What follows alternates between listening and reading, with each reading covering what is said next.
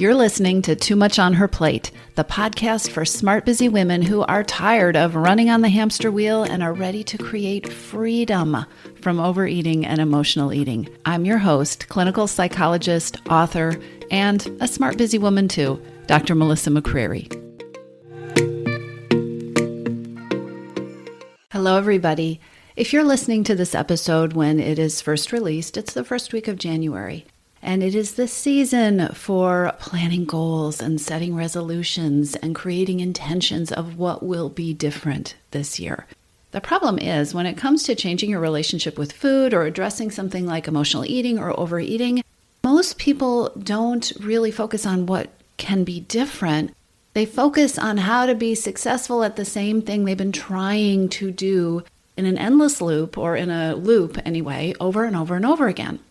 I am often asked why it is that I do what I do. And the reason that I wrote my book and the reason that I started my coaching and consulting practice and the programs that I run isn't because I have this boundless interest in food and eating. The reason I started doing the work that I do is because I have a passionate interest in the possibility of change.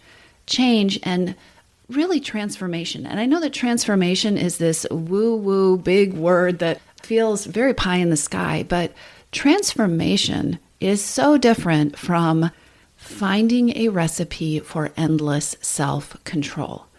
And what boggles my mind and really discourages me is how many women have been sold a belief that all that is possible with emotional eating and overeating and your relationship with food, your entire relationship with food, a lot of women have been sold the belief that what is the reality is that all you can hope for is enough self-control to stay on top of an endless cycle. The reason I do what I do is because that is not true. The reason I do what I do is because there is a possibility, a very real, tangible possibility, to leave the struggle behind, to take your power back from food, and not by kind of climbing to this top of the mountain and winning a struggle that's always there waiting for you, but to take your power back from food by deflating the power that food has in your life so that it doesn't have that kind of compelling power anymore. Today, what I thought would be helpful to talk about, especially since it is the season of goals and intentions and resolutions, is the steps to start to take to create a new path forward, to break the cycle, that old cycle of deprivation thinking when you're setting your goals. And I want to talk about ways to start shifting your thinking, pieces to include, so you can really be working on creating a path to freedom. Creating change that is new and different and lasting has to begin with mindset. And by mindset, I'm talking about the thoughts that you think, the beliefs that you have, and the stories that you tell yourself. Mindset comes first, and mindset has to weave itself through all the other pieces of change that you are taking on, paying attention to those thoughts and those beliefs and those stories, and whether they are serving you or whether they are, pulling you backwards and sabotaging you, or whether they are keeping you stuck. The direction that you move in and the way that that direction feels and the way that you feel is all going to flow from the way you are thinking. It is that simple. What you believe about your ability to succeed and what it's going to take for you to succeed and how it's going to feel for you to succeed and how permanent that success is going to be, what you believe about those things almost always comes true. You have a soundtrack in your mind that is probably going pretty constantly, right? We talk to ourselves, we tell ourselves things. It's not always easy to capture that soundtrack, but when you do, and you can do that by just stopping and listening, or by journaling, or by simply asking yourself about it. What am I telling myself right now? What am I thinking? What am I making this set of events mean? What am I telling myself that it all adds up to, right? When you start to listen, to tune in, to pay attention to that soundtrack, it can be so enlightening.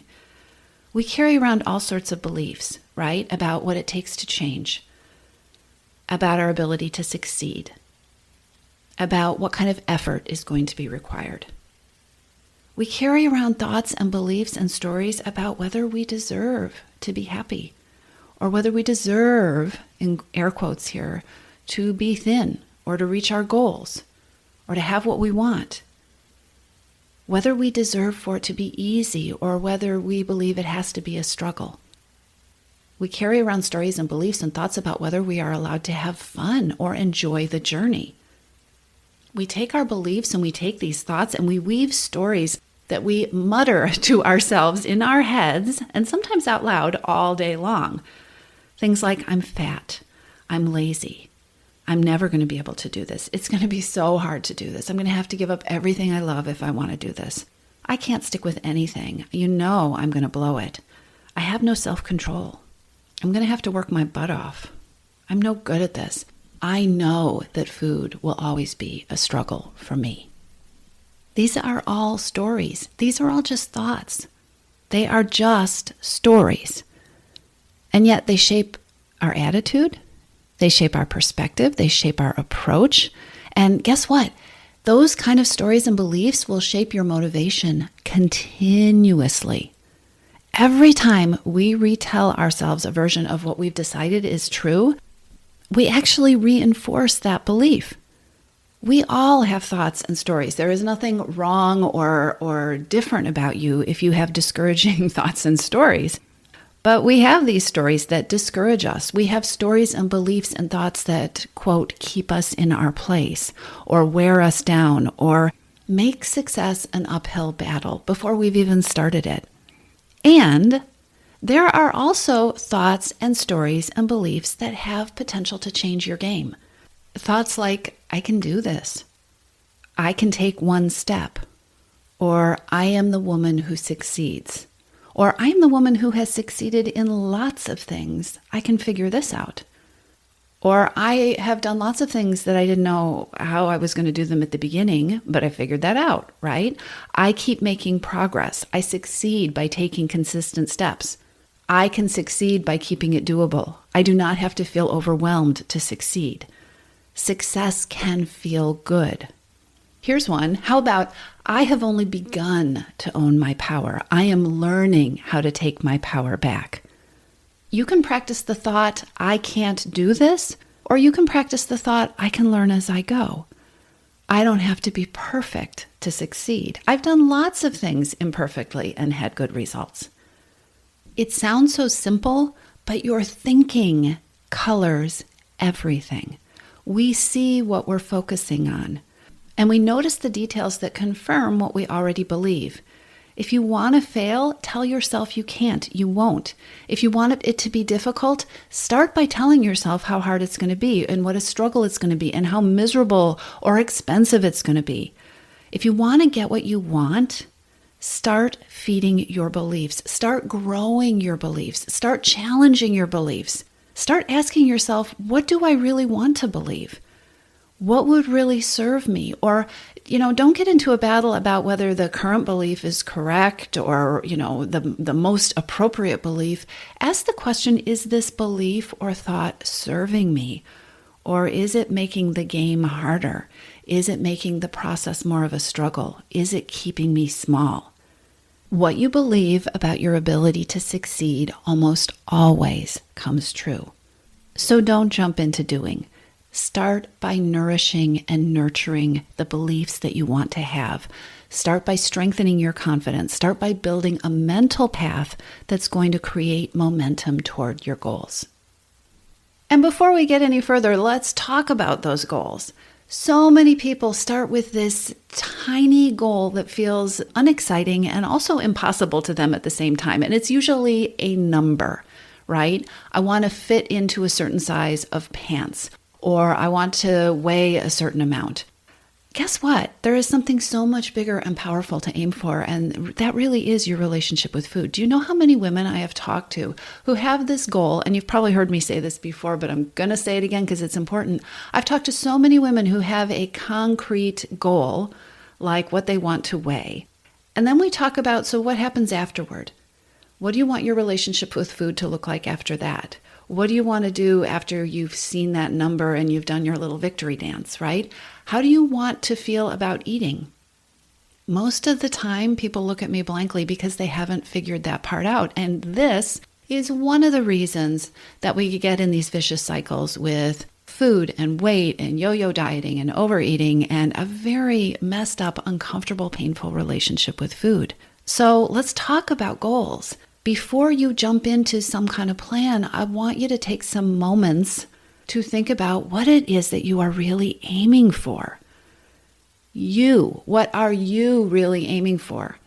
And again, there's this piece of mindset that comes into play here because our brain, our thoughts are cluttered with other people's thinking, with probably years of advice and marketing and pressure about what you should want and how you should go about achieving it.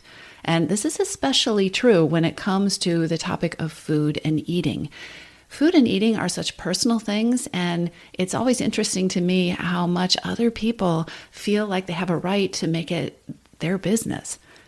Your relationship with food is personal. There is no one right way of approaching food that works for everyone, and you are the only one who has lived inside your body your whole life.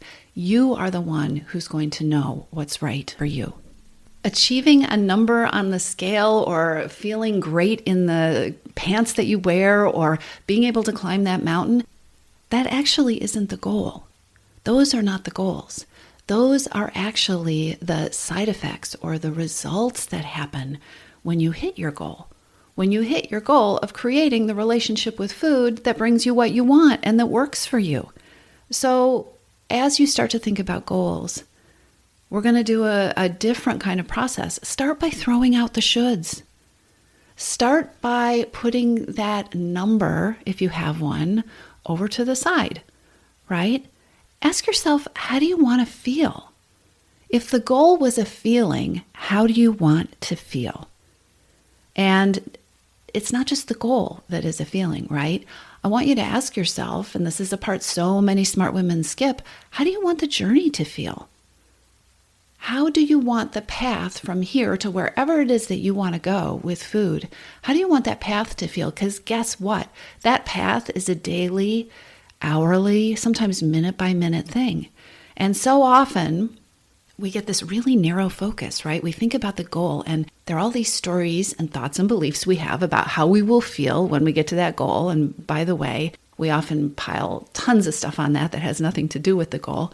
But we forget to pay attention to what we want the journey to feel like. And so what happens, especially for high achievers who have high expectations for themselves, it becomes really easy to create a journey or a path to your goal that is really painful or difficult or, requires a lot of willpower and perseverance and energy and dedication, which is one of the reasons again, for yo-yo cycles with food and with weight and all of that stuff, because we are really good at creating paths that we don't really want to be on.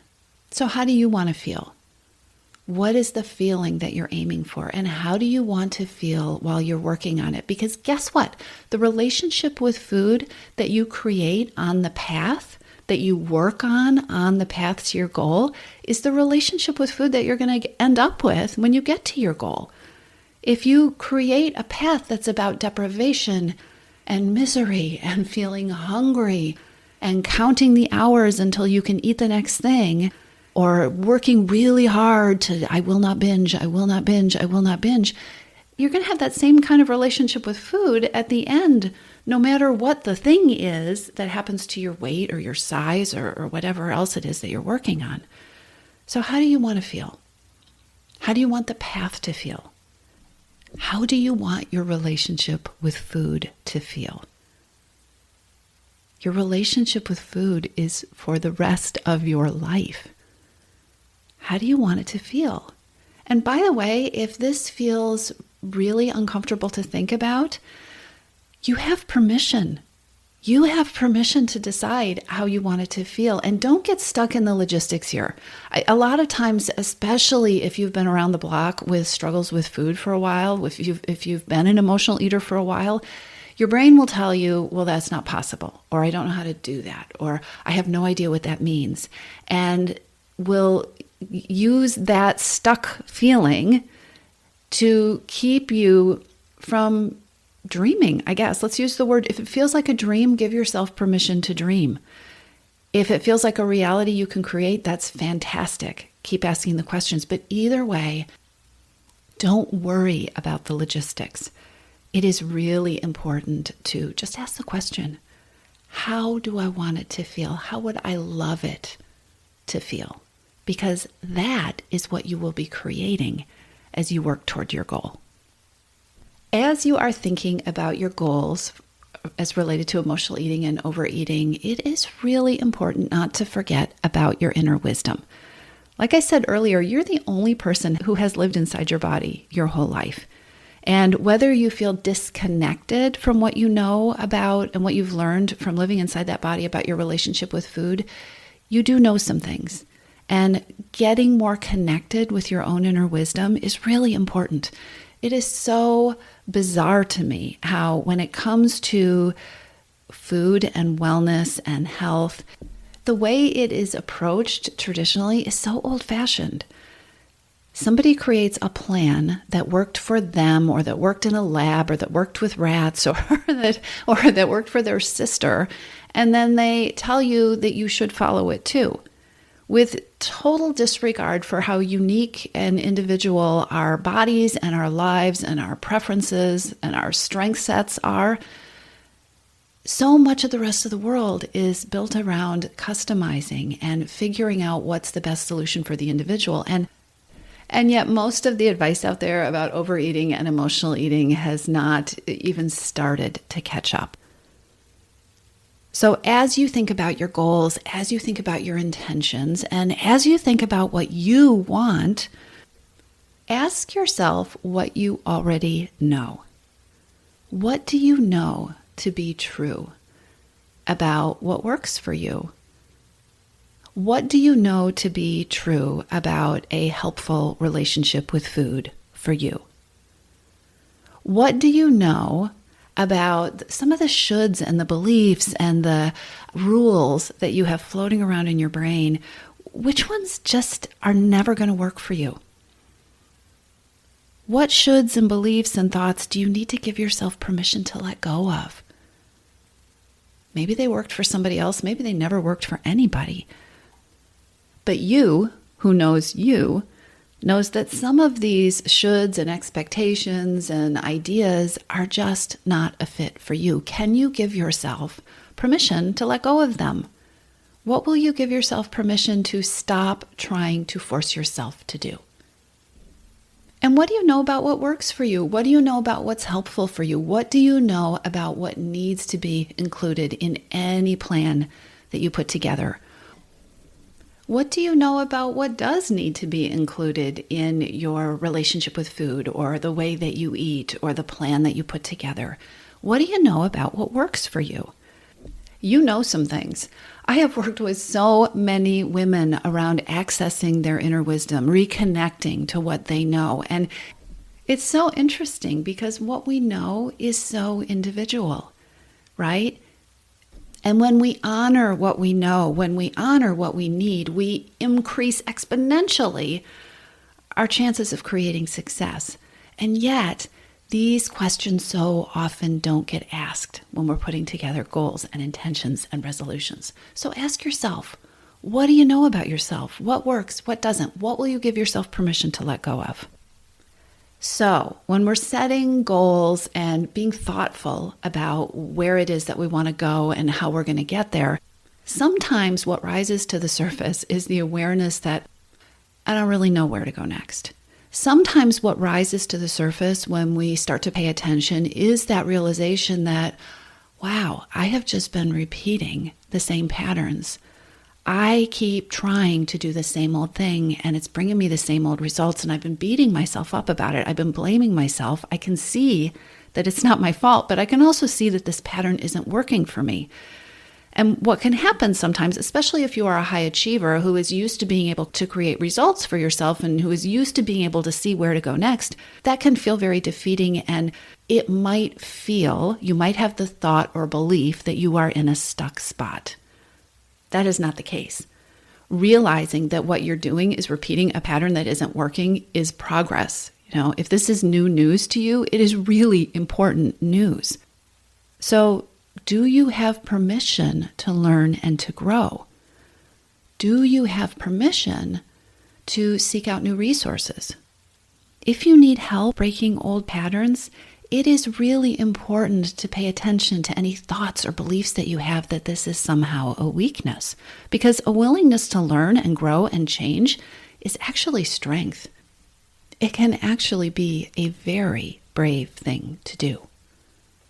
So I have a challenge for you that is so much bigger and deeper and more powerful than that same old goal to lose 10 or 25 or 55 pounds this year. Here's my challenge for you. Do not set yourself up to repeat a pattern that you already know doesn't work. Don't set yourself up for the thoughts and the stories about how it's all your fault and you didn't try hard enough and you just needed more willpower, you just needed more discipline, you just needed life to be more perfect. Don't set yourself up for the hit that takes on your confidence and for the burnout that follows. And when you put together your goals and your intentions and your plans for what comes next, don't set yourself up to create or to reinforce a relationship with food that you don't want to have. Don't put yourself on a path to a goal that doesn't feel the way you want it to feel. And because of that, when you really stop and think about it, it's a path that you know isn't going to work. Do ask yourself what you already know. What you already know, it is in there. You may need to practice listening for it, but ask yourself what it is you already know about what works for you. And ask yourself about what you know about where you tend to get stuck. Ask yourself if you're giving yourself permission to seek out the help and assistance that might be helpful to you. And finally, as you put together your plans for what comes next, claim your belief in the possibility of forever freedom. Challenge the thoughts and the beliefs and the stories that tell you you can't do this or this will only be temporary. Aim for forever. Don't pick a silly little number. Make the feeling, that feeling of forever freedom and peace and ease, the goal that you aim for. My challenge for you is to set the bar at leaving the struggle behind this year. Leaving the struggle behind and creating feelings that propel you forward and that feel good. And if you want more help with this, check out the free masterclass that I am offering right now. I will put the link in the show notes below. Not only will the masterclass walk you through more of this stuff about mindset and what is involved in shifting your mindset and forever freedom and creating a relationship with food that works for you, but you'll also get information about my group coaching program called Your Missing Piece. And you'll also get access to a very special offer if you're interested in joining us and working with me over the next year to create your version of peace with food and freedom from overeating and emotional eating. I'll put the link to the free class in the show notes, so be sure to check that out. So no more same old, same old. No more year on repeat. This year, create something better. Create something different. I'll talk to you soon. If you're ready to lose your overeating and emotional eating habits and you are ready to step into a relationship with food that fits you, one that doesn't rely on willpower and deprivation, then now is the time to join Your Missing Piece. Enrollment is open and this is the perfect time to join me. Go to toomuchonherplate.com/freedom or just click on the link in the show notes. Your Missing Piece is the program where I show you step-by-step how to create freedom from overeating with a unique combination of psychologist-designed, personalized work with me, coaching, and smart strategy. You'll learn how to reclaim your power, ditch the diets, and create results that are built to last. Check it all out at toomuchonherplate.com/freedom, and I'll see you inside.